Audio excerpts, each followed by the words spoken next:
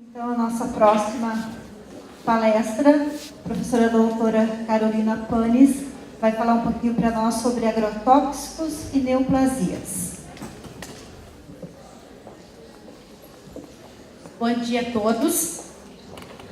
Primeiramente, agradecer a organização do seu por dar a oportunidade da gente falar um pouquinho sobre esse assunto. Professora Claudiceia, em especial, que lembrou do meu nome. Obrigada. O interessante é que nós, aqui da mesa, não nos reunimos previamente e parece que as apresentações se completam.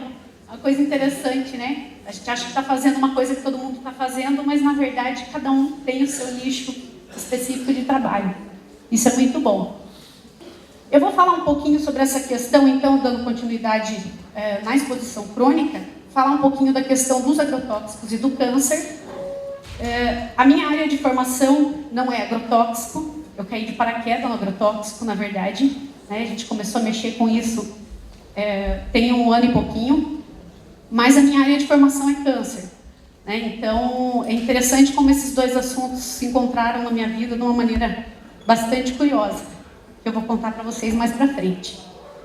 Eu só queria pontuar aqui bem rapidamente, todo mundo aqui deve ter uma ideia do que é câncer, por N motivos, ou porque conhece alguém que teve, ou porque cursou um curso na área da saúde que tem patologia, imunologia, né, esses cursos que falam um pouquinho sobre neoplasias. Eu vou falar para vocês de uma forma bem geral, só para pontuar, porque como a gente está num seminário que envolve pessoas que também não são da área da saúde, eu acho que tem que ficar muito claro do que nós estamos falando aqui, tá? A gente sabe que as nossas células, como já foi colocado aqui, elas são expostas permanentemente a diversos agentes ao longo da nossa vida.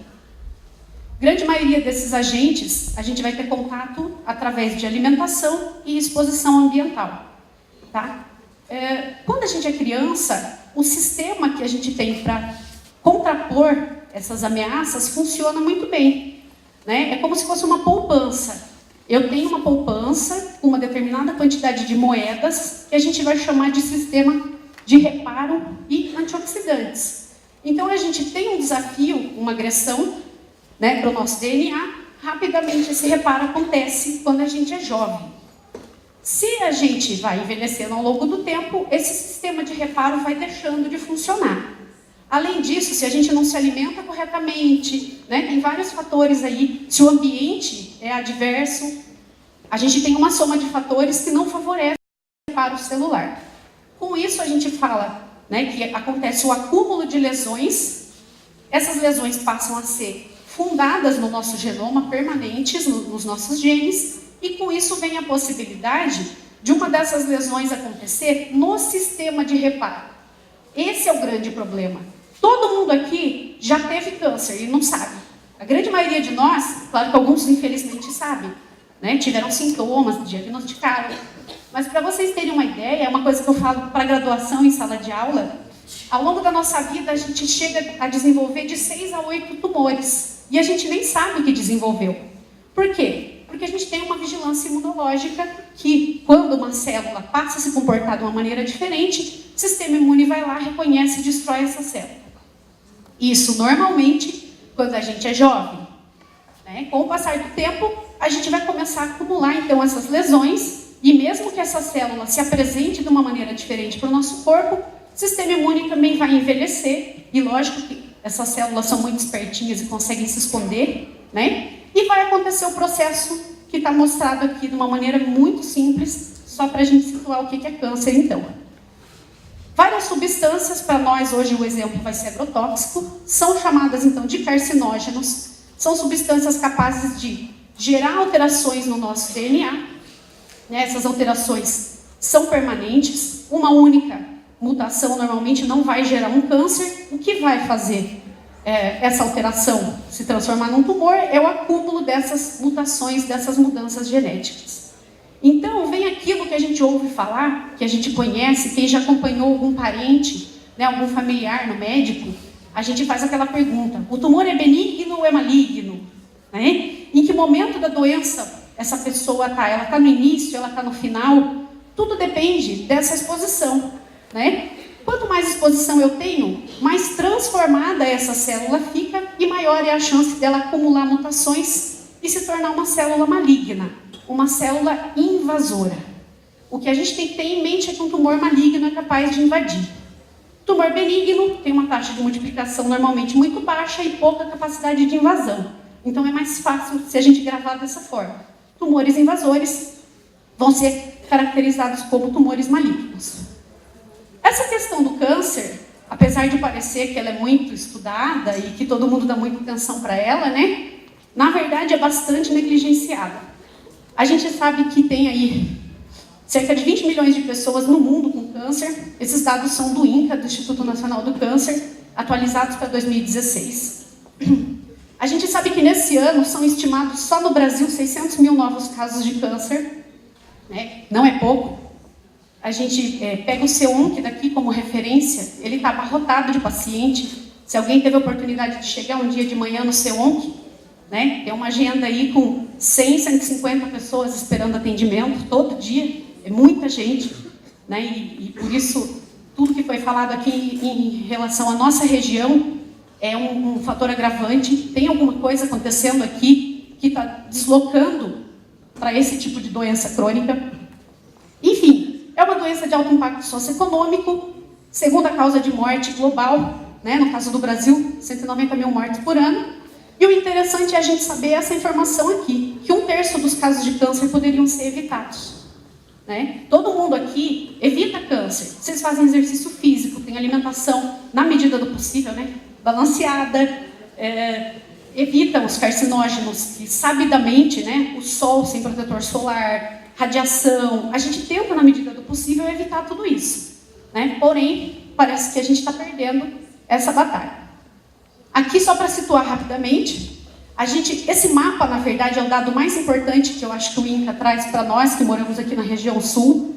Região sul, a segunda região que tem o maior número de pessoas diagnosticadas com câncer, né? A estimativa mantém aqui em 2016. A gente só perde para o sudeste, por conta da concentração populacional ser muito grande e a industrialização também é um fator, né? As cidades muito povoadas aí, a gente sabe que oferecem maior risco para a população desenvolver câncer.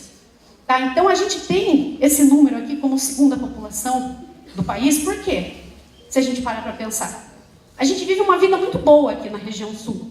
Né? Todo mundo fala, o sul, primeiro mundo. Né? É aquela vida com o pessoal que sociocultural, espiritual, biológico, se a gente somar tudo, né? A gente tem muitas vantagens em relação a várias pessoas de outras regiões do país. E por que a gente ainda é o segundo número em desenvolvimento de câncer? Aí a gente começa com a pulguinha dos fatores regionais. Existem algumas coisas aqui na região sul que podem nos ajudar a explicar esse número. Isso foi alvo de um dos projetos nossos e a gente vai falar para vocês sobre isso daqui a pouco. De qualquer forma, existem fatores de risco que são bem conhecidos para o desenvolvimento de câncer, todo mundo sabe. Poluição, tabaco, obesidade, consumo de álcool, alimentação industrializada, sol e por aí vai. Só que se vocês pegarem estudos no mundo inteiro, vocês vão ver que esses fatores não explicam as elevadas taxas de câncer dos últimos 20 anos. Tá? Os estudos têm olhado de 20 anos para cá. O que aconteceu de 20 anos para cá? Né? Lógico, a industrialização ela vem acontecendo, mas não é só a industrialização ou o consumo de comida industrializada que vai explicar o aumento dessas taxas aqui, no mundo como um todo. Isso faz a gente pensar nos agrotóxicos. Então, tem documentos sendo publicados no mundo inteiro, falando dessa questão de agrotóxicos e câncer. Aquele famoso número que pontua que a gente consome de 6 a 8 quilos de agrotóxico por ano, por pessoa. A gente ingere o equivalente a 6 a 8 quilos de agrotóxico. Foi utilizado isso para pulverizar aquilo que a gente consome. Como as professoras já colocaram, agrotóxico não evapora, não some, ele fica ali depositado. E a gente vai consumindo isso de maneira gradativa. Né? Então, aqui só para situar, né, a gente sabe que 1 a cada 2 homens e 1 a cada 3 mulheres vai ser diagnosticado com câncer em algum momento da vida. Né? Pode ser na infância ou na vida adulta. A gente sabe que o aumento do uso de pesticidas tem levado ao aumento do número de cânceres raros. Um exemplo que está bem famoso na mídia é a questão do Edson Celulari, que foi diagnosticado com linfoma.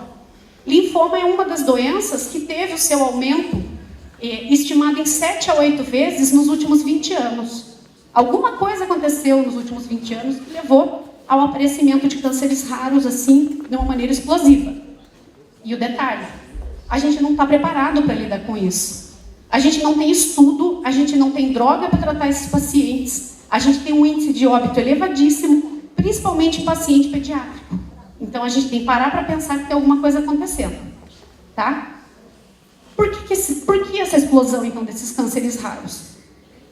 Em relação aos agrotóxicos, já foi falado aqui, a gente sabe que a exposição materna, isso está documentado, né?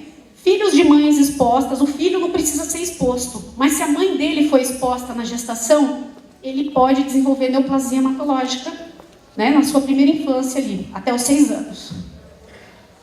A exposição da criança durante a infância está muito bem documentada. A criança não precisa viver no ambiente diretamente ali do sítio, da fazenda, né? Se ela tiver uma exposição por água, por solo, ela já pode, né? Está documentado que ela aumenta também a incidência desses cânceres raros, principalmente de leucemia, e a exposição na adolescência. Tem um estudo europeu que documentou a exposição na adolescência, em adolescentes de 12 a 14 anos, e isso foi uma exposição ocupacional, então elas trabalhavam expostas aos agrotóxicos, e elas tiveram um risco aumentado para 5 vezes o desenvolvimento de câncer de mama, entre 20 e 30 anos, o que é um absurdo. Câncer de mama, câncer de um modo geral, a gente, né, já foi falado aqui, é uma doença de velho, é uma doença da terceira idade, nós temos que ter câncer lá na frente, se for ter.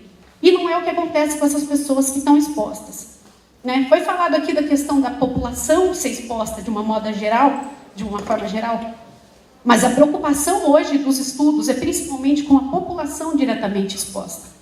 Nós aqui somos essa população, tá? Nós temos um exemplo que foi feito um estudo em Londrina, onde pegaram amostras de leite de caixinha para fazer a quantificação de alguns agrotóxicos. E o resultado foi uma coisa ignorante. 100% das amostras estavam contaminadas com agrotóxico. Vaca, por acaso, é pulverizada diretamente com herbicida, com fungicida? Não deveria, né? Entretanto, elas consomem o pasto e esse pasto todo contaminado, então, com diversos agrotóxicos, né? Então, tem vários estudos, né, de observação documentados no mundo inteiro, falando dessa questão da contaminação daquilo que a gente come, que a gente ingere, né? É um exemplo que está bem pertinho de nós aqui. Os agricultores, em particular, eu vou falar da exposição dos agricultores, então, das mulheres, dos homens e das crianças que estão expostas diretamente, que a gente vai chamar de exposição ocupacional. Tem uma coisa interessante. Existe um estudo que foi feito, gigantesco, nos anos 2000, é considerado o maior estudo que documentou a exposição a agrotóxicos no mundo, publicado até hoje. Ele chama Estudo da Saúde Agrícola, Saúde do Agricultor, uma tradução meio livre, imagino que eles digam saúde do agricultor lá. Nesse estudo, feito pelo Instituto Nacional de Câncer dos Estados Unidos, também foi conduzido na Europa, mas foi encabeçado pelos Estados Unidos, eles observaram que, de um modo geral, os agricultores eles têm baixas taxas de mortalidade. E se vocês pararem para pensar, o avô, o bisavô, as pessoas que hoje a gente conhece que têm 90, 100 anos, são pessoas que vêm dessa leva. Por quê? Se a gente parar para pensar, em que época os agrotóxicos chegaram de fato? Sei lá, vamos falar de Brasil, pelo menos. Década de 60, dali para frente, né, começou a aparecer alguma substância química, né, como os organoclorados, e depois veio aquela leva que a professora mostrou, uma amostra grátis ali da listinha enorme. Né? Então, essas pessoas elas não eram expostas a agrotóxico, por exemplo, elas levantaram, né, nesse estudo lá nos Estados Unidos e na Europa, principalmente uma dieta muito equilibrada e a questão da atividade física, né? Ninguém tinha carro, não tinha tecnologia. Você queria fazer alguma coisa, tinha que fazer exercício físico. Taxa global de mortalidade. Morte por doença cardíaca, pulmonar, morte por doenças de um modo geral, né? Porém, quando você olha para neoplasias, você vê que essa população tem uma elevada incidência de neoplasias de um modo geral. Especialmente as de ovário em mulheres, as de próstata e pele em homens e mulheres, e grande incidência de tumores hematológicos. Hoje, se você for para um serviço de oncologia, você vai ver que quem tem tumor hematológico veio de área rural. Né? Um exemplo, o Hospital do Câncer de Londrina, a gente tem uma estimativa, por exemplo, de leucemia global, aqui no Brasil, de 9 casos por ano. O Instituto do Câncer de Londrina chegou a 19 casos. Nós temos um projeto de leucemia lá. Quando a gente foi conversar com essas mães, 70% veio de área agrícola. Quase 100% das crianças com tumor de cérebro que estão internadas lá, porque essa criança entra e não sai mais do hospital, tá? Elas vieram de área agrícola, região de Arapongas principalmente. Então você conversa, todo mundo tem um histórico de exposição muito próxima. Né? Então a população, imagina aqui em Beltrão, que a gente tem muito agricultor, e não tem condição de tratar tumor hematológico. Um paciente com câncer hematológico é encaminhado para Cascavel. Né? Então o CEONC de Cascavel é que faz esse tratamento. A gente tem uma grande incidência e não tem condições de lidar com esse problema. Como a professora colocou, a gente não pode afirmar que é o agrotóxico a causa. A gente não passou a vida inteira dosando agrotóxico no sangue dessas pessoas, por exemplo. Porém, a comparação que a gente faz hoje é indivíduo não exposto e indivíduo exposto. Se você pegar a população não exposta e comparar com a população exposta, você vai ver que tem uma alta prevalência, então, dessas neoplasias. Os agricultores têm ainda fatores adicionais, que estão documentados também na literatura. Vários micro-organismos que causam doenças em animais, principalmente vírus, também causam doença no ser humano. E aí, se você tem um rebanho, por exemplo, com um determinado vírus, e você tem contato, ele pode até não te causar doença, mas você vai ser portador. E a gente sabe que vírus adora se integrar no nosso genoma e causar lesão de DNA. Imagina isso acontecendo junto com agrotóxico, junto com fertilizante. Ninguém estuda fertilizante. Né? A gente não acha estudos sobre exposição crônica a fertilizante. A exposição ao fertilizante ela é muito maior do que ao agrotóxico. Porque o agrotóxico ele tem tempo certo para ser pulverizado. E o fertilizante não, ele tem que acontecer o ano inteiro, senão você perde a terra. Né? Então a gente tem pouquíssimos estudos, mas o que tem já mostra que o fertilizante é absorvido e também tem capacidade de causar estresse oxidativo, formação de radical livre e lesão no DNA. Tá? Aqui são umas fotos que eu peguei de um seminário do INCA, que foi feito sobre agrotóxicos em 2011 e 2013, onde eles fotografaram aqui na região sul a manipulação de agrotóxico.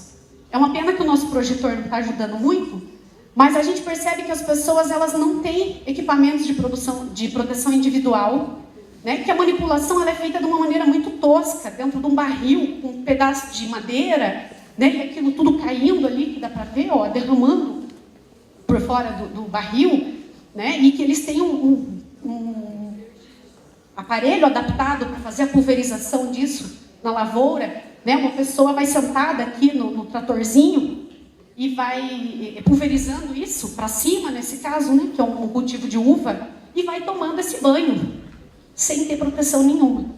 Então é para a gente ver o tipo de população que a gente está falando, o tipo de exposição. A gente tem que lembrar que esses estudos que aconteceram nos Estados Unidos e na Europa foram com pessoas que usam equipamento de proteção individual. É gratuito, é distribuído de maneira gratuita. A pessoa vai lá, pega um equipamento muito bom, que vai proteger, uma capa de astronauta praticamente, né? E ainda assim eles ficam doentes. Vocês imaginem a gente aqui, com esse tipo de condição, onde é que a gente vai parar? Né? Uma observação importante que a professora fez na apresentação anterior, a gente tem o dano cumulativo.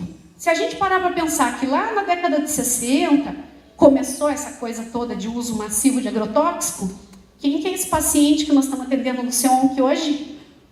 É o paciente que foi exposto 20, 30, 40 anos ao efeito cumulativo do agrotóxico. Então, hoje, essas taxas de incidência são tão altas porque a gente teve, né, o tempo para acumular os efeitos danosos dos agrotóxicos. Tá? Então, nós temos que pensar que a nossa população, em particular, ela tem N fatores agravantes, né? Nós temos um fator agravante. Se o pessoal aqui é da região, sabe que a grande maioria de nós aqui tem descendência europeia, né? A descendência europeia, para alguns tipos de câncer, é um fator agravante, porque a gente sabe que os endocruzamentos que são favorecidos aqui na nossa região, né? Se você parar para pensar, todo mundo é meio parente, nem que seja de longe.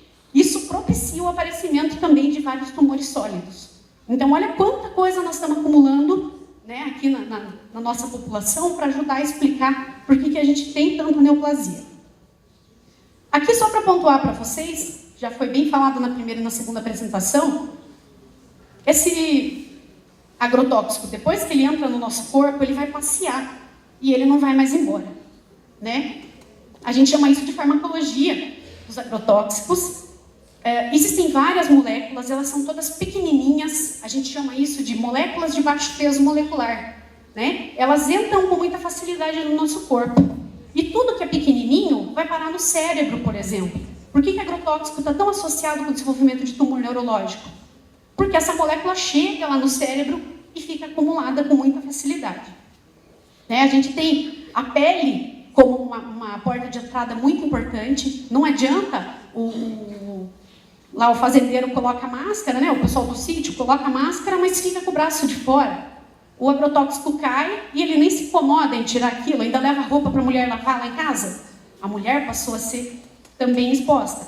Né? Então, lava junto com a roupa do neném. Chega a estar tudo encolado. Sim. Então a gente tem o quê? Várias vias de absorção, onde a cutânea, sem dúvida nenhuma, para os agrotóxicos apolares, principalmente, né? Ela seria uma via bastante interessante de absorção e a distribuição para todos os tecidos sem uma eliminação eficiente. Tá? Em 24 horas a gente consegue concentrar toda a dose de agrotóxico que foi absorvida. A gente consegue concentrar nos tecidos e eliminar menos de 1% na urina. Imagina que loucura. Tem que torcer para não encontrar um agrotóxico no nosso caminho, então. Tá difícil. A gente tem esse documento, que talvez seja o documento mais famoso na área do câncer. Ele foi feito pela organização, sob encomenda da Organização Mundial de Saúde, por uma agência de pesquisa em câncer conhecida como IARC, né? Eles fizeram esse documento, publicaram em 2015, nessa monografia 112, que é a monografia mais citada da Organização Mundial de Saúde, para vocês terem uma noção do tamanho da importância disso aqui, onde eles documentaram que 5 inseticidas organofosforados e herbicidas são potencialmente carcinogênicos ou comprovadamente carcinogênicos. Tá, então tem uma discussão de várias drogas, de várias substâncias que já foram faladas aqui, incluindo o glifosato. Vocês vão ver que eu vou começar uma perseguição do glifosato agora, isso tem um motivo. Tá? Ano passado a gente mandou um ofício para a Agência Paranaense de Defesa Agrícola, o ADAPAR, fazendo uma solicitação de um relatório dos defensivos agrícolas que eram utilizados aqui na nossa região. O relatório voltou e a foto do relatório nos mostra que a grande maioria das propriedades, de uma maneira bastante intensa, utiliza o glifosato. Como nós estamos aqui no seminário de extensão, e eu vou encerrar minha fala mostrando um pouquinho dos resultados do nosso projeto de extensão, eu quero falar do glifosato especificamente, porque ele tem uma importância enorme para a gente aqui na região. Tá? O glifosato é essa substância química, então, ele tem o núcleo do fósforo aqui, tá? Por isso que ele entra lá na classificação química. E ele é um dos objetos daquele estudo gigante que eu falei para vocês, que foi feito, incluindo Estados Unidos e Europa. Tá? Nesse estudo, é uma coisa muito curiosa. O estudo é gigantesco, gente. Se vocês somarem a quantidade de pessoas envolvidas, dá mais de 100 mil pessoas estudadas. Não é brincadeira o que está mostrado aqui. O mundo inteiro se juntou no final da década de 90 para estudar a exposição ao glifosato. Esse foi o auge do glifosato, inclusive, no mundo inteiro. Tá? O que eles observaram? Ninguém chegou a conclusão nenhuma. O estudo principal que está publicado diz que a gente tem evidências, mas não tem como provar que a exposição ao glifosato gera câncer. Os braços do estudo, que foram desmembrados nesses trabalhos aqui, dos anos 2000, mostram alguns risco aumentado para os filhos dos pais expostos, outros mostram que não tem risco nenhum. Embora tenha estudado vários tipos de câncer, mostrou uma associação apenas para mieloma múltiplo. E eles colocam isso na própria monografia do glifosato, se vocês pegarem, como se fosse uma gripe, sabe? Eles usam um termo chamado odds ratio, né? O OD. Não, o OD para esse daqui deu 2. Um OD de 2 significa o quê? O dobro de risco para desenvolver alguma coisa. E eles dizem que não é nada lá na monografia. Que o dobro de risco para você ter um câncer na exposição ao glifosato não é nada. Como não é? Isso se você fizer uma análise estatística, isso é significativo. Tá? Principalmente numa população com mais de 10 mil pessoas, que é o foco de um desses estudos. Então, a gente vê que existe uma tendência em dizer que esses, do modo geral, os agrotóxicos não fazem nada. Tá?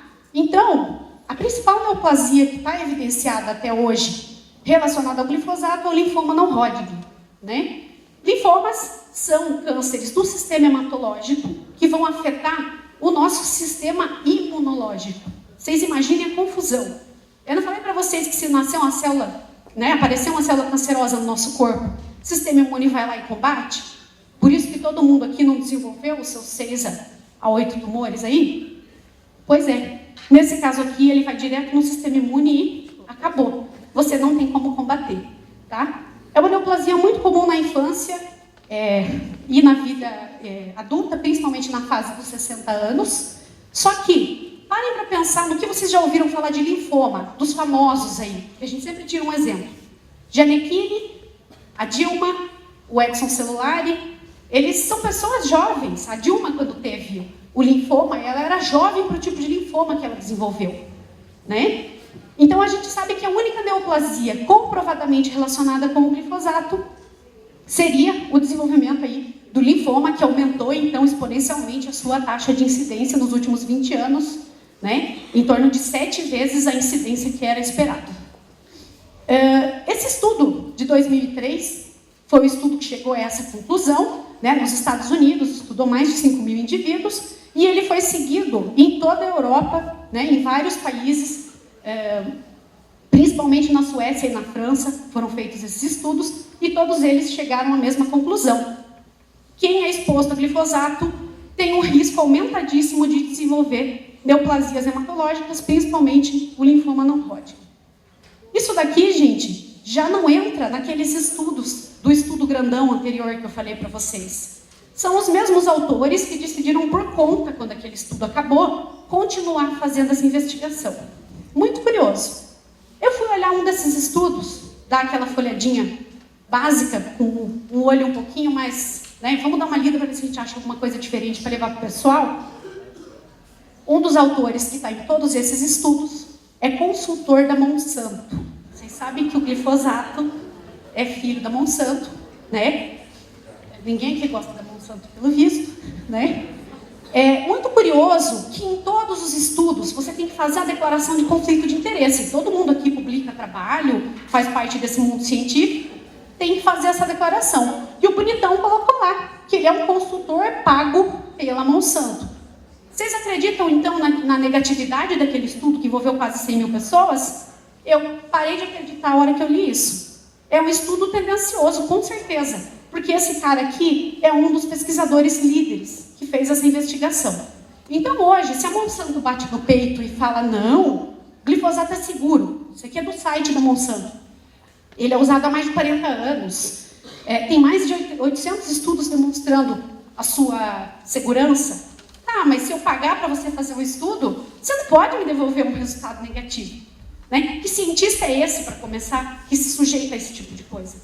Né? Então, é uma briga que a gente vem acompanhando, uma questão política, uma pena a gente não ter essa discussão aqui na nossa mesa, seria um bracinho que complementaria as nossas angústias aqui, biológicas, né? Mas a gente tem que desconfiar desse tipo de situação onde cientista se envolve com a indústria dessa maneira ainda, com dinheiro, que não deve ser pouco dinheiro, né, gente? Então, enfim, com base nos estudos que vieram depois daquele estudo americano, houve restrição do uso do glifosato em diversos países, Reino Unido, Europa, América do Norte, com exceção dos Estados Unidos, que restringiu em partes. E até na América Latina tem um ou outro item aqui, coitadinhos. Eles colocam que o Brasil está discutindo uma maneira de diminuir o uso do glifosato, né? Isso é piada, não está, né? A gente sabe que, muito pelo contrário, o uso só aumenta, inclusive em culturas onde o glifosato não é recomendado, ele vem sendo utilizado, né? De qualquer forma, a nossa situação, vocês imaginem se esses caras lá fora estão com problema, como é que nós estamos? Muito pior, né?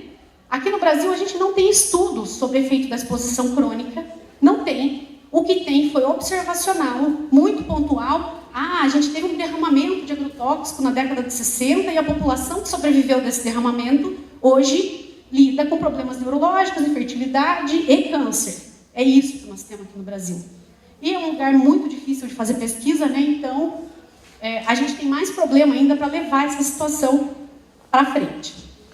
De qualquer forma, eu listei aqui para vocês alguns estudos bem famosos aqui do Brasil. Esse estudo feito no Rio de Janeiro, que mostrou o aumento do câncer de cérebro nos trabalhadores agrícolas. Um outro feito no Mato Grosso, que fez uma análise de taxa de mortalidade e mostrou que a maioria das pessoas que vão a óbito nessa região são expostas ao agrotóxico também. E no Rio Grande do Sul, um estudo que foi feito mostrando que os agricultores, de um modo geral, eles acumulam danos citogenéticos nas suas células, e esse estudo foi conduzido com sangue. Ele tirou uma amostrinha de sangue, né, e deu uma olhada lá e viu o acúmulo dessas lesões. Ou seja, a gente tem, no Brasil, basicamente, uma meia dúzia de estudos que documentam essa situação, e são estudos observacionais, né?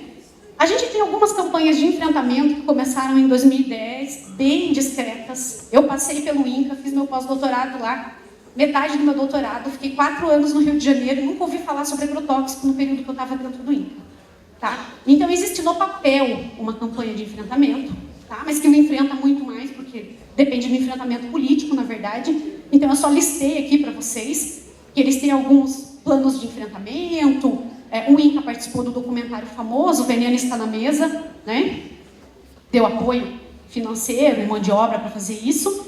E eles adotaram aquela monografia que eu falei para vocês da Organização Mundial de Saúde como um documento a ser seguido, a ser incentivado, né, no sentido de diminuir o uso de agrotóxicos no Brasil. O documento mais importante, entretanto, é esse dossiê aqui, que é famoso também, né, o dossiê da Abrasco. Todo mundo que sabe ler, todo mundo que é alfabetizado deveria ler isso aqui. É um documento muito bom, muito bem feito, uma linguagem super acessível, que fala de um modo geral sobre os impactos dos agrotóxicos na saúde e documenta alguma coisa relacionada a efeitos ou de carcinogênese ou de malformação, né, como é o caso de Lucas do Rio Verde. Tem uma longa história em cima dessa cidadinha aqui do Mato Grosso, tá? Eles têm exposições elevadíssimas, eles tiveram problema com derramamento de agrotóxico também, exposição de gestante, exposição de criança. É assim um campo fértil para quem quer estudar agrotóxico. Mato Grosso, de um modo geral, vem documentando as taxas mais elevadas por município de incidência de neoplasia no Brasil. Tá? Então, eles mostraram lá em animais, mostraram nas plantas também, plantas com desenvolvimento aberrante, né? E muitas pessoas com os quadros crônicos aqui que a professora Carla mostrou. Com relação a isso, eu acho que o tema do seu Quando eu li o tema do seu, eu me questionei, extensão para quem? Para que a gente faz extensão? Né? Eu achei um tema muito pertinente. E o que nós aqui estamos fazendo dentro de extensão para quem, então? Quando eu coloco nós na UniOeste, especificamente nós aqui, do campus de Beltrão, dentro do curso aqui da medicina, que são os nossos alunos, né, no Centro de Ciências da Saúde, e agora esticando um pouco as parcerias com outros cursos e docentes de outras áreas. Quando eu cheguei aqui, tem 2 anos, né, eu vim do INCA, do Rio de Janeiro, né, aquela pessoa animadíssima, vamos estudar câncer, uau, super incidência lá na nossa região, né? Para você estudar câncer, você tem que ter dinheiro. E para ganhar dinheiro, você tem que concorrer com aquele bambambam da USP, com a minha ex-chefe do INCA, com o meu ex-chefe da UEL. Os caras têm 50 anos de carreira, 40 anos. Eu, pobre mortal, vou concorrer e vou ganhar o quê? Não vou ganhar, né? Então, estudar câncer de mama, que era a minha formação, não era uma opção viável, principalmente porque eu vim parar na UniOeste, né? Infelizmente, a gente sabe que existe uma dificuldade maior ainda da gente conseguir recurso, né? As coisas estão se estruturando né, na medida do possível, mas é tudo muito lento. Então eu pensei, o que eu vou fazer nesse lugar? Eu vou mudar de ramo, eu não vou estudar mais câncer de mama, não tenho dinheiro para isso. Então, quando a gente começou a fazer os nossos projetos, um dos projetos nossos era de extensão, a gente viu que tinha um nicho muito interessante para a gente contribuir, que era a questão regional. Coisas que acontecem na nossa região. O agrotóxico, sem dúvida nenhuma, eu vou mostrar para vocês os resultados do que a gente observou dos pacientes, ele tem que ser estudado aqui na região. O consumo de chimarrão, por exemplo, que é um tradicionalíssimo aqui em Beltrão, né? E que a gente tem como avaliar esses pacientes que têm esse consumo ao longo do tempo, para ver se isso é bom ou é ruim. Ainda não sabemos, porque tudo tem os dois lados, né? Agrotóxico vai ser sempre ruim, não acredito que eu vou achar algum resultado bom. A questão também da gente se conscientizar sobre ações extensionistas, a professora Claudiceia sabe disso, que a gente não... Eu nunca trabalhei com extensão, essa foi a primeira vez que eu trabalhei, né? Então a gente... acabou que eu tive que aprender a fazer extensão também, porque eu sou pesquisadora, né? Então, para mim foi uma super experiência. E lógico, a gente ter consciência que não dá para separar ensino, pesquisa e extensão. Então esse é o projeto que a gente cadastrou inicialmente, envolve diversas instituições, vários alunos. Esse projeto é desenvolvido aqui na região da 8ª Regional de Saúde, né? A gente tem 27 municípios aí, dá um universo populacional de mais ou menos 600 mil habitantes estimados, né? E que todos eles vêm aqui para o CEONC de Francisco Beltrão. Então a gente tem na mão essa população para estudar, porque o CEONC fica aqui, CEONC é o nosso parceiro no curso de medicina. Aqui, só para pontuar para vocês, esse é o ofício que eu recebi do ADAPAR, com o glifosato em destaque aqui, então, ele é o número 1 da lista, tá? Aqui tem outros ingredientes, mas ele seria o predominante de uso, e na conversinha informal com os pacientes, ele é o predominante mesmo, né? Elas sabem, às vezes não sabem nem escrever o nome, mas falar glifosato todo mundo sabe, de tão comum, né, que essa substância é na nossa região. O objetivo inicial do projeto, gente, era fazer um mapeamento, enxergar como é que são as coisas aqui na nossa região. Né? Então foi feito um estudo envolvendo muitos alunos e docentes, e a gente conseguiu ver que, para neoplasia de cólon reto, bexiga e sistema nervoso central, a incidência aqui da nossa região chegou a 7 vezes mais a incidência nacional. Isso é um trabalho que foi liderado pelo Vinícius, né? Então ele tem muito mais propriedade do que eu para falar desses números. Eu estou só pontuando alguma coisa aqui. Mas a gente começou a pensar que existem alguns fatores de risco que nós vamos ter que estudar, então, para tentar entender por que essas neoplasias, que não são tão incidentes no resto do Brasil, estão acontecendo aqui na nossa região. Com relação à atividade extensionista, esse projeto se enquadrou como extensão porque o nosso objetivo era mapear mulheres com mutação de BRCA e futuramente oferecer esse serviço como extensão. Então a ideia do projeto era fazer uma prestação de serviço, tá? Em colaboração com o Instituto Nacional de Câncer e a Rede de Câncer Familiar do INCA. Aí vocês me perguntam, o que isso tem a ver com agrotóxico? Foi a partir daí que a gente descobriu a importância de olhar para os agrotóxicos. Foi através do projeto de extensão, né? A gente fez um mapeamento e a gente observou que das nossas pacientes, a gente tinha uma exposição a agrotóxico muito grande. Quase metade das pessoas com quem a gente conversou dentro do projeto trabalhava ocupacionalmente. Eu não estou nem falando de exposição porque mora perto, ou porque comeu, ou bebeu água, né, contaminada. Nós estamos falando de trabalho diário, mão na massa, mexe com agrotóxico, manipula, lava roupa. Tem a bombinha de veneno, nossa, você vai lá com a couve-flor da pessoa desse tamanho, né, na propriedade. Por que é daquele tamanho? Eles usam bombinha, né, faz a pulverização da lavoura e o que sobra vem aqui na hortinha do lado da minha casa para eu ficar pulverizando nas minhas flores, na minha plantinha de na minha mudinha de alface. Então existe uma exposição e ela é muito severa, tá?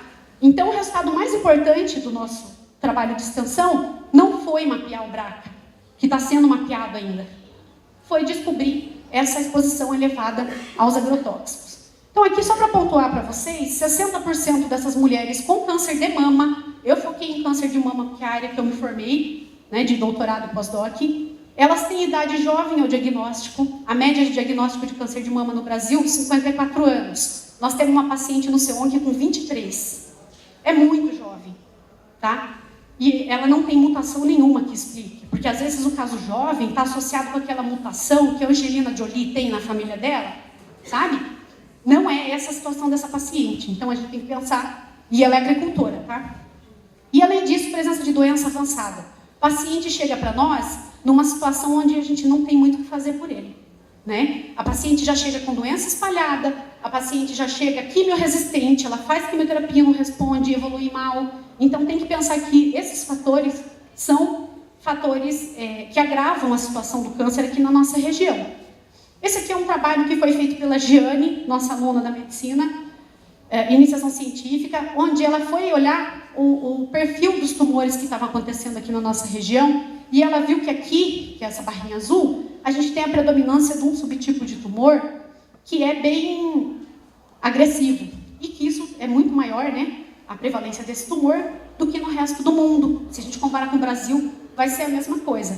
Então, por que esse tumor está acontecendo? A gente ainda não sabe. Isso é motivo de um projeto de investigação de uma aluna nossa, a Thaís. Inicialmente ela está olhando só a questão do estresse psicológico, que foi esse primeiro trabalho, que foi publicado na revista Einstein, né, do Hospital Albert Einstein, mas que a gente está começando agora uma investigação, né, dessa relação. As pacientes elas têm um estresse psicológico elevado, cientificamente comprovado, que está relacionado com o desenvolvimento de tumores mais agressivos e ocorrência de obesidade na nossa população.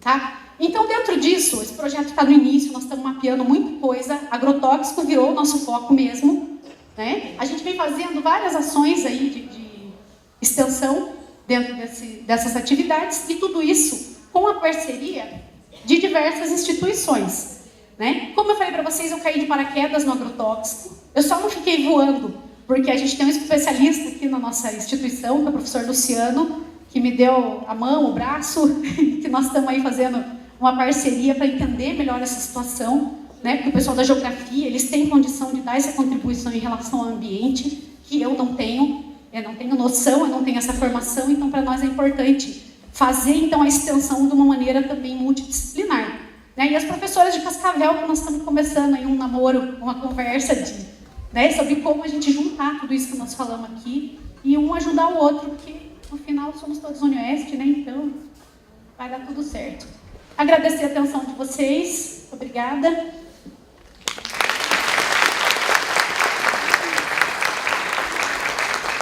Obrigada, professora doutora Carolina. Mais uma vez, doutora Ana Maria, né? Doutora Carla.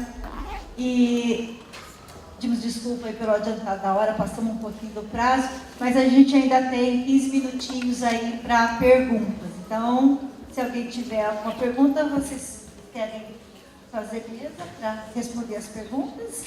Não? Essa é na fase da intoxicação. Quanto tempo leva para ficar pronto o exame da colismeterase, do gândulo fosforado? Se pedir, depende do local, depende do local. Mas se no, por exemplo, se no laboratório do hospital tiver o exame, ele é rápido. Só que tem duas coisas, você tem que medir a colinesterase plasmática e a eritrocitase. No caso agudo, muito mais importante a colinesterase plasmática.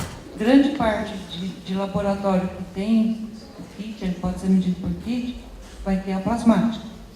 Tá? Então, se tiver, é rápido. Vou colocar aí 1 hora, se pedir urgência. Né? Tá? Mas a eritrocitase já não, ela não existe na forma de kit. Então, a avaliação da colinesterase eritrocitase é mais para ver depois a evolução, o prognóstico da intoxicação. Mais ou menos. Na aguda ainda também. Carol, a Monsanto não estava proibida a entrar em outros países? Lembra da discussão no Concapsca? Lembra? Sim, na verdade, essa discussão veio... Como é o nome daquela professora que veio do Rio de Janeiro? Da Federal do Rio de Janeiro? Eu não lembro o nome dela. Ela veio falar sobre a questão do documentário também, do veneno, segurança alimentar, falou do veneno está na mesa. Na verdade, assim, proibição, não existe proibição. Na verdade, é aquilo que eu coloquei para vocês. Alguns países decidiram cortar o uso do glifosato, ou diminuir, ou, por exemplo, a Inglaterra não usa. A Inglaterra, eles têm legislação e tudo, né? O caminho deles é para tentar estimular a agricultura sem agrotóxicos. Não é só glifosato, aí não é só Monsanto, né? Uma coisa mais ampla. Uma boa parte dos países tem medidas para conter o uso no papel, né? Agora, na prática, nós aqui comprar uma briga contra eles para ver o que a gente leva. No nosso país, por exemplo, os políticos são os maiores, né, detentores de terra. Você acha que eles vão querer? Não vão? Recebem muita grana, né? E tem, lógico, né, o agrotóxico não é barato e tem a questão também né, eu banco você, você me banca. Então, é uma proibição teórica que partiu de alguns países. Carol, tem mais uma pergunta aqui. Professora... Deixa eu só complementar uma coisa sobre o glifosato, em cima do que eu tinha dito da história. Sabiam que o glifosato, a origem dele, foi porque ele atua especificamente numa enzima que só o vegetal tem, tá? Então, dentro daquelas propostas de o agrotóxico pode ser produzido desde isso, ele é um exemplo, um raro exemplo de que ele iria agir só sobre a planta e não teria nenhum efeito sobre o homem, por exemplo, sobre qualquer outro animal. Só para dizer isso, tá? Professora Carolina, né? Eu tive câncer no passado, fiz tratamento, né, de mama, e não o médico que eu tratei ontem também, o meu ortopedista, ele me orientou que eu não ingerisse mais carne, que a carne, ela é de animais novos, né, ele diz. Não é porque eles são tratados com hormônios, é porque eles são abatidos na adolescência. Ele diz que esses animais têm a produção de hormônio como nós temos na adolescência. Então ele pediu que eu não ingerisse mais a carne dessa, se fosse de carne, fosse de animais mais velhos. Então, isso também tem relação, tem fundamento?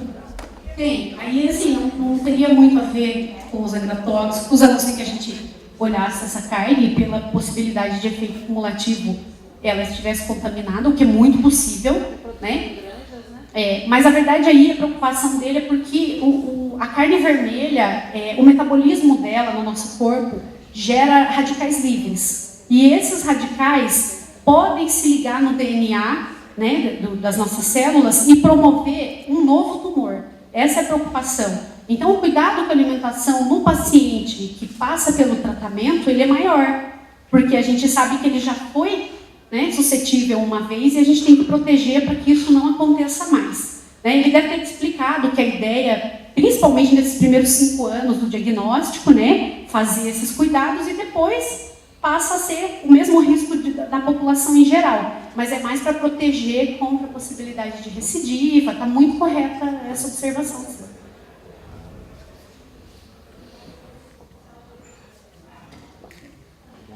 Professora Ana Maria, também vou fazer uma pergunta. Sabe aqueles aparelhinhos que a gente usa para pernilongo? Então, esses aparelhos, a maioria usa, principalmente depois que foi esse surto da Zika e a dengue, né? E eu já tive dengue 2 vezes e eu uso constantemente os aparelhos. Que tipo de veneno que eles... Então, eles são altamente tóxicos, pelo jeito, né, que vocês falaram? Piretrina. Piretróides, tá? Os agrotóxicos classificados como piretróides. São, apesar de alguns livros mostrarem assim que tem pouca toxicidade, isso não é verdade. Eles são considerados tóxicos. E vou passar para ela.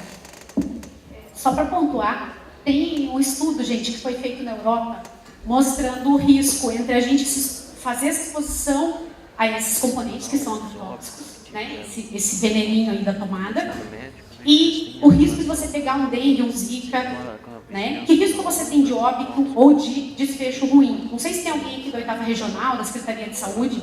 A gente sabe que o risco de você pegar uma zika e uma dengue é muito maior do que o risco de você desenvolver um câncer ou alguma intoxicação por essa exposição, a não ser, lógico, que seja uma exposição muito severa, muito próxima, que vai gerar um caso agudo, como a professora colocou na apresentação dela.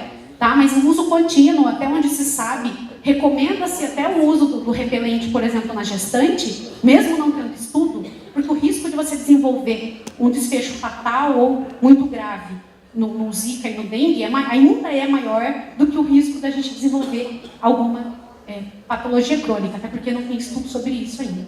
É a mesma ideia do consumo, gente, de alimento. Nós estamos falando aqui que o alimento é o veneno, certo? Eu vou parar de comer fruta, verdura? Não vou. Ainda existe o incentivo de que a gente consuma esses vegetais e esses legumes, porque o efeito benéfico deles se sobrepõe ao efeito, por exemplo, do agrotóxico. Então, é uma balança, né? A gente tem que pensar um pouquinho nisso. Só complementando essa questão dos piretroides nessa tomadinha, a questão da preocupação é essa exposição crônica, aguda, dificilmente vai ter algum problema ali. Mas, principalmente a parte alergênica. Os piretroides, de uma forma geral, eles causam alergia. Então, às vezes, você, na tua casa, o teu filho, né, começa a desenvolver uma rinite alérgica, um problema alérgico, e não se sabe exatamente do que. Faz os testes e não encontra a resposta. E às vezes a resposta está ali naquela tomada. Porque observe quem tem isso em casa, porque aí a criança ou a própria pessoa, o adulto, começa a desenvolver uma crise alérgica que pode depois, claro, evoluir com o tempo. E normalmente isso está associado quando se troca principalmente aquela pastilha por uma mais nova, onde você tem uma liberação maior do produto no ambiente. E principalmente porque você fica num ambiente fechado e você passa a noite toda respirando. E é aquela situação, é pouco, é uma via de introdução e leva principalmente a quadros respiratórios. Eu sou Érica, eu sou agrônoma, eu formei há quase 30 anos e eu tive bons professores. Durante a faculdade, o professor de Química Agrícola fez uma exposição assim, muito clara de todas essas moléculas e nos esclareceu sobre muitas coisas. No entanto, os meus colegas, como a grande maioria, também tiveram outra formação de professores que indicavam, inclusive, produtos proibidos para serem traficados, para serem utilizados na produção não só de sementes, mas também de alimentação, porque a gente sabe que sobrou um pouquinho, a pessoa leva para casa e ela vai ter, então, todo um desenvolvimento também com alteração daqueles vegetais ou animais, mas vai consumir, vai dar de presente ou vai vender. E a maior parte dos colegas, eles defendem de forma, vamos dizer assim, incauta, inculta, a questão dos venenos, como um sonho de consumo, como um projeto. Eles acreditam em propaganda de margarina, com aquela família bonita, aquela coisa toda do modo de vida americano.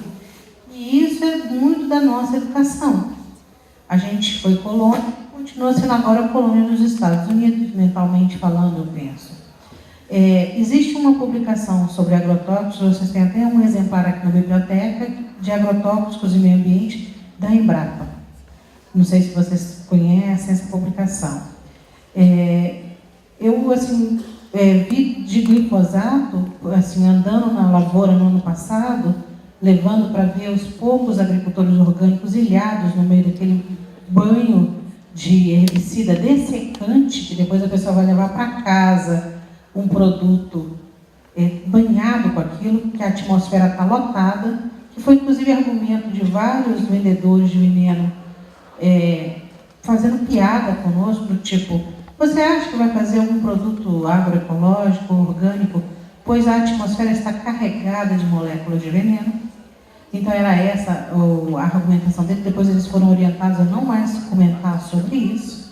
E os agricultores orgânicos, tendo na sua lateral do terreno pulverizado com o herbicida, uma movimentação de rastejantes para suas áreas. Então o cara estava acabando de colocar aquelas mudinhas de tomate e as lagartas, moscas, saíam dali da área lateral e vinham caminhando e passavam para dentro da área dele e iam cortando os pezinhos que eles tinham acabado de plantar. E o desespero deles, sem saber o que fazer. Também desenvolver um processo respiratório muito importante. E eu vejo muito problema respiratório, porque como eu tenho também muita exposição pelo meu trabalho, eu sempre fui um agrônomo que nunca indicou um litro de veneno, mas eu visitei, por exemplo, um galpão do Ministério da Agricultura, Pecuária e Abastecimento que recolhia esse material que estava em desacordo. E eles tiveram que fazer uma autodenúncia para poder fazer a incineração. Só que não nos avisaram, então o nosso EPI, na hora que a gente entrou no galpão, ele se desmanchou no chão que estava com uma série de produtos misturados. Então, o enjoo, a dor de cabeça, tudo junto, quer dizer, eu fiquei 3 dias de cama e falei assim, não, estou ferrada. Acabou minha saúde assim, tem aqui, porque como estava tudo misturado e tinha vapor no galpão, você inala tudo aquilo. Então, a exposição do profissional, ela é considerada uma coisa assim, aceitável, né? Porque a gente é, de fato, uma civilização menor na perspectiva da submissão ao que está posto aqui. E a gente tem políticos cretinos. E uma sociedade que é cretina, que aceita isso. E aí você olha quantas pessoas são interessadas nesse tema. E as pessoas que não falam porque elas são contra. Elas não falam porque elas são a favor. Quantas pessoas não falaram contra Monsanto, mas saíram porque ficaram revoltadinhas porque você falou mal da Monsanto. Então, além do que, você tem uma horda de soldados, não só o médico que adultera um exame, como alteraram também na época dos cigarros, como alteram na questão do churrasco, né? Sabor churrasco. O cara vai lá tirar fumaça.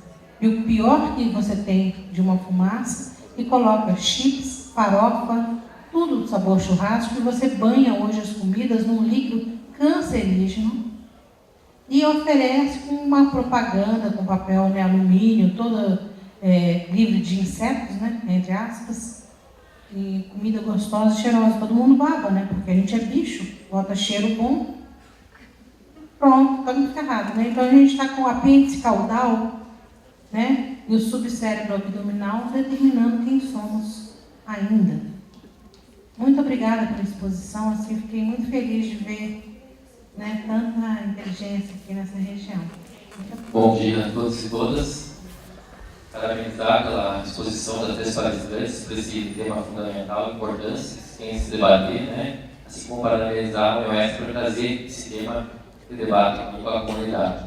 Eu sou Felipe, sou engenheiro agrônomo, trabalho com agroecologia na CISVAR e somos combatentes desse modelo de carreira do agronegócio e dos agrotóxicos, né? E só para somar, botar mais uma pulga nas orelhas de vocês, é que o glifosato, que é então classificado como pouco tóxico, embora nem todo esse programa que a professora já colocou, mais de 25 tipos de doenças com correlação, né? A nível mundial, você tem que se coloca o glifosato como possível causador. A partir do ano passado, em função de que o glifosato, as plantas estão se tornando cada vez mais resistentes ao glifosato e já não estão mais morrendo com elas, até então as plantas chamadas de daninhas, né? A partir do ano passado, foi autorizado as empresas do agronegócio a começar a produzir a soja transgênica resistente ao 2,4-D. Então, quer dizer o que? Elas vão sair, deixar de aplicar um glifosato que até então era classificado como pouco tóxico, embora tudo isso tenha se mostrado, mostra que não seja, né? Vão começar nossos campos vão começar a ser pulverizados como 2,4-D, que é extremamente tóxico. Muito pior que o glifosato, que tem todos esses problemas. Uma molécula muito mais leve, que vai mais longe com o vento, né? E vai colocar em risco não só a saúde dos trabalhadores, que consomem, quem produz, mas como a própria produção de alimento como um todo, né? Produção de frutas, hortaliças na região é totalmente ameaçada.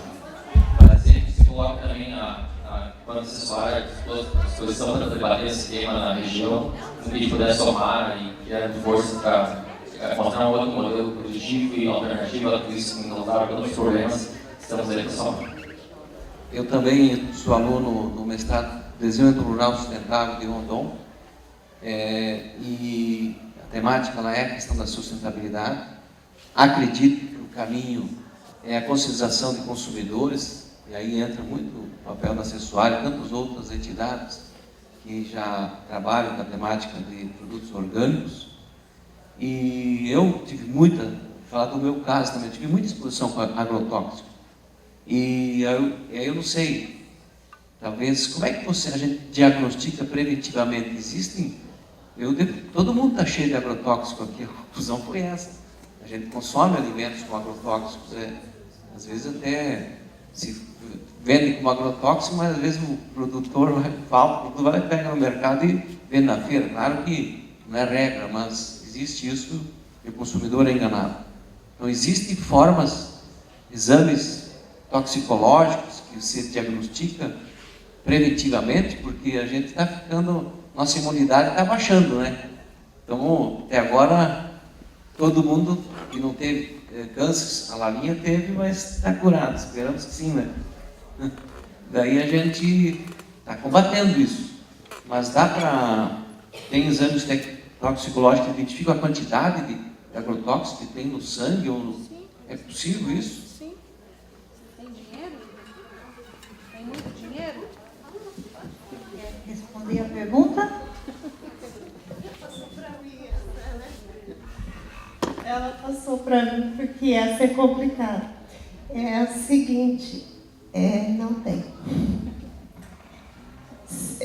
Infelizmente, não tem, porque até hoje nós não conseguimos ainda achar um marcador, alguma coisa, vamos dizer, um rastro do agrotóxico no organismo. O organoclorado ainda é possível, apesar que agora já é bem menos utilizado, porque ele fica armazenado, ele tem uma capacidade de armazenamento do tecido adiposo. Então, você ainda consegue investigar.